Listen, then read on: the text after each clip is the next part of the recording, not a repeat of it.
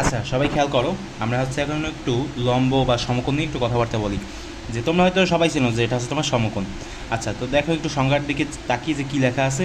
যদি একই রেখার ওপর অবস্থিত, এটা হচ্ছে তোমার অবস্থিত লেখা, আর দুইটি সন্নিহিত কোণ। সন্নিহিত কোণ মানে কি? সন্নিহিত কোণ হচ্ছে এই যে দেখো বিএসি, এটা একটা কোণ না? কী কোণ? সমকোণ।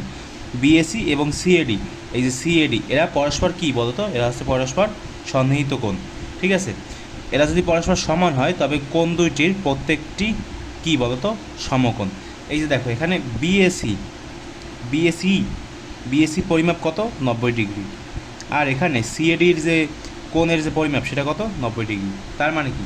এরা পরস্পর সমকোণ। আর সেহেতু এখানে এখানে বলা হয়েছে যে সমকোণ। ঠিক আছে? তো এর মাধ্যমে আমরা বুঝতে পারলাম কি বলো তো, যে সমকোণ কাকে বলে, সমকোণের সংজ্ঞা দেওয়া আছে এবং আমরা একটু আলোচনা করলাম। এখন কিন্তু আমরা বুঝে গেলাম যে সমকোণ মূলত কাকে বলে। তো তোমরা যদি আরও কিছু দেখতে চাও তাহলে হচ্ছে প্লে লিস্ট করা আছে, সেখানে যেয়ে দেখতে পারো।